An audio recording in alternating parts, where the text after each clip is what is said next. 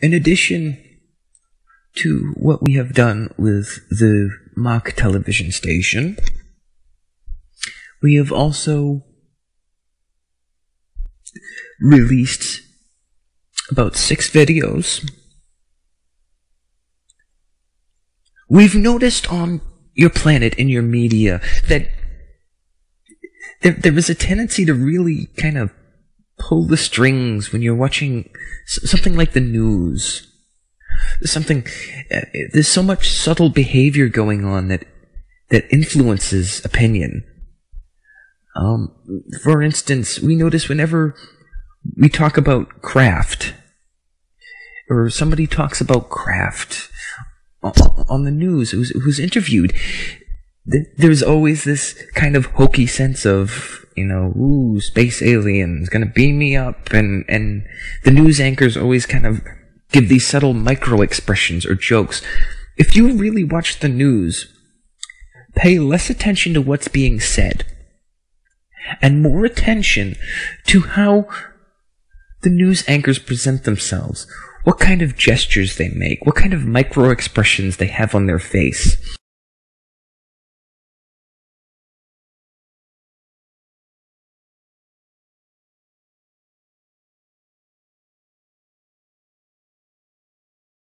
Reports of unidentified flying objects always draws a lot of interest.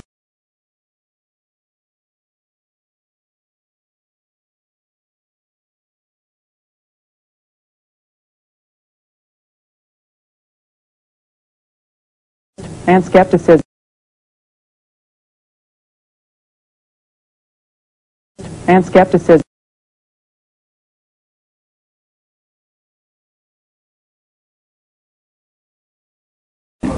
By the way, the Mutual UFO Network in New Mexico receives about an average of 1 UFO report each day. That's a bunch.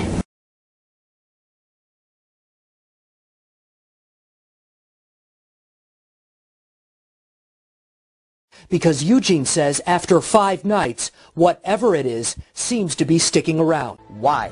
Why are they there? Why do they keep coming back the same time, the same area? There's absolutely no reason. In Cleveland, Mark Zinni, Fox 8 News. Michael Lee Hill says none of that matters. We'll know more soon enough when they decide to reveal themselves. Mark Zinni, Fox 8 News.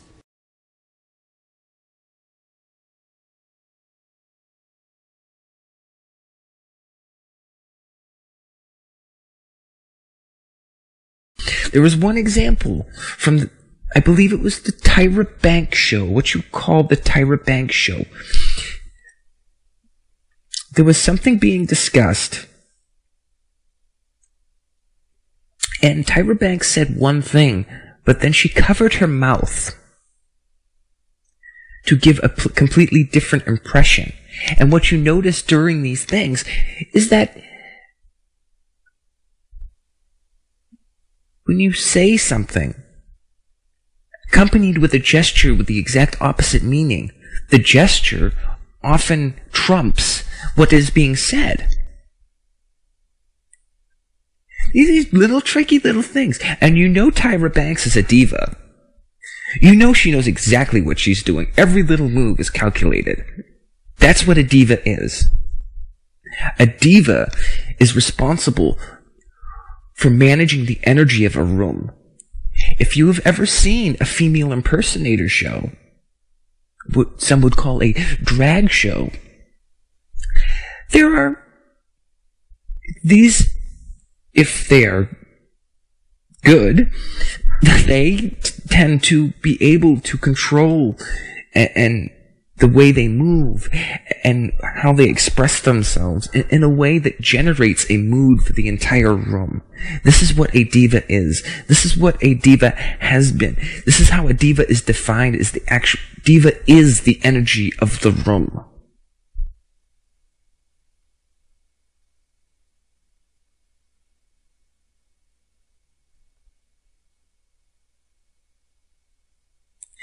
Now, I encourage you to observe these things, because they know the little moves to make to get you to react a certain way.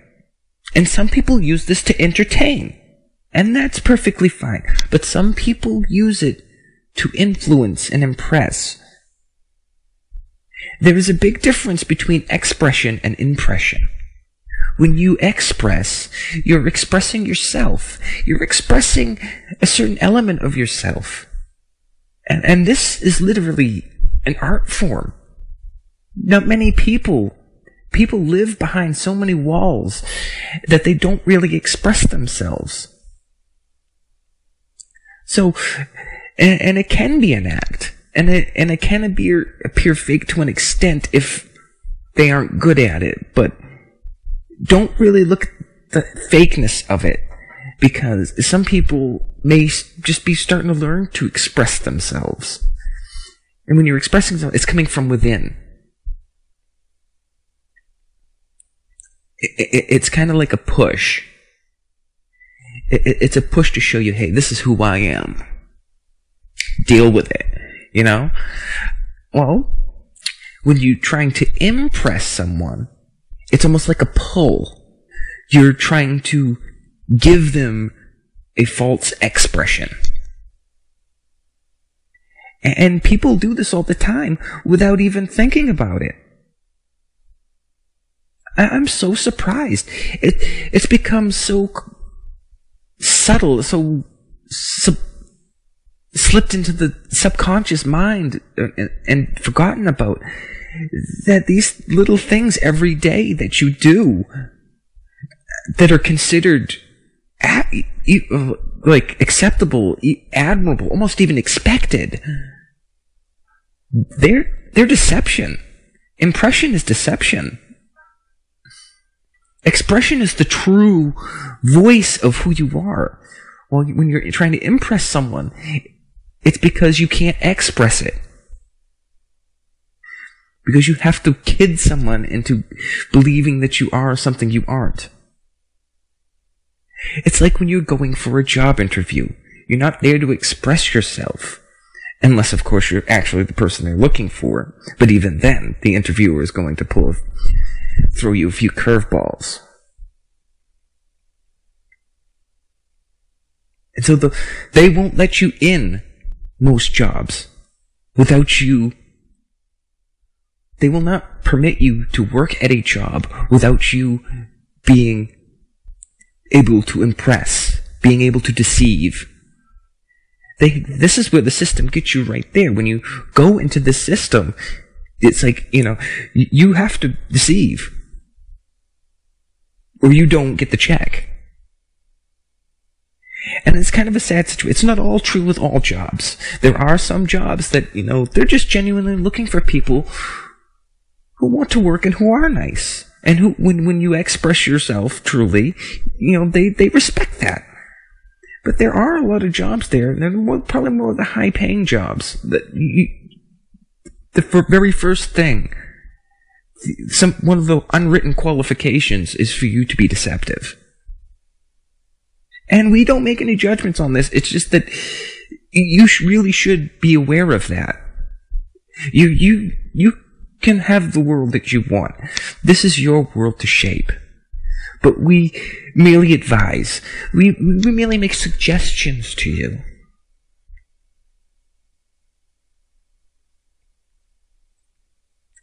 And going back to the news anchors, this is also something. They do not express the news. They are not giving you the news. They are trying to impress. They're giving you an impression of the news. Because while they read, you will notice if they want something, if there's something that's supposed to be taken in a dramatic way, they will read it in a dramatic fashion. They will give you dramatic micro-expressions. They will impress you. They will deceive you. Not with the actual things that are being said, but with the actual movements of their hand, with the actual expressions on their face. A really quick expression that takes a fraction of a second can say 1,000,000 words. And it's utterly amazing how some of these news anchors have mastered it.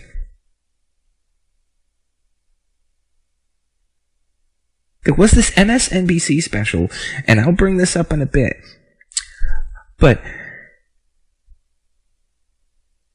Yes, I will talk about this now. There was an MSNBC special previously, sometime in the 80s. NBC did an interview with Charles Manson, and they decided not to air it. They only aired 7 minutes of that interview. Please hold a moment.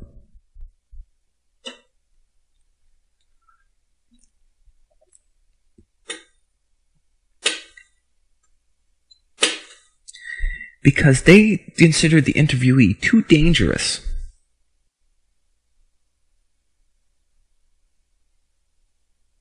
And it was sometime in the 90s that they decided to release the whole tape. The whole interview. But they wouldn't do it unless they had a news interviewer there and an FBI psychological profiler.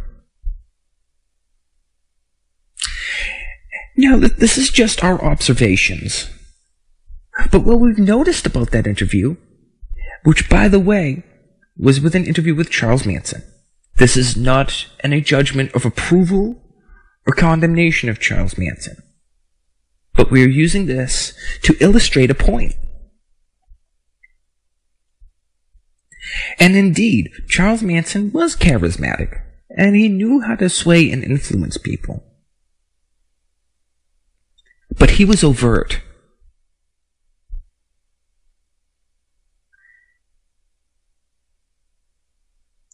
And the argument could be made that he was using impression. What was more interesting was the news interviewer and the FBI profiler, which were in a way what we might call subtly charismatic, which is even more kind of subversive, because when you think of charisma, you think of somebody very alive, shouting out big words, just going crazy bonkers, and, telling everybody the sky is falling, and they all buy it. And they're just waving their hands around, pounding their fists on the podium, and fire shooting out of their eyes, and their heads spinning around, shooting out pea soup. And this is the impression that the media gives of somebody with charisma. But this is not entirely the case. But of course, the media is using the subtle charisma, so it wouldn't be in the media's interests to really tell you about the subtle charisma and just tell you that the charisma is the big, crazy, hell of fire and brimstone preacher. Because I really encourage you, even if the news makes you feel ill, turn the volume down. Just watch how they move. Just watch their expressions. First of all, before that, you can actually try to listen to the interview and completely ignore the interviewer. Listen to the interviewee. See how they would sound. Here is another example. The example of some of the interviews with Charlie Sheen, where I've observed one of them. If you completely take out the interviewer, yes, it may appear to some that Charlie Sheen is nuts, but it doesn't seem that he is sick. It just seems like he's another, guy off the street, just kind of ranting. I mean, you see him all the time. But when you add the element of the subtly charismatic interviewer with her micro-expressions of these little looks of and quick shakes of the head of concern, without really saying it, because if you just listen to her words are just very plain and clear, just asking questions. And what influences people is not the words, it's the expressions. She is leading people on.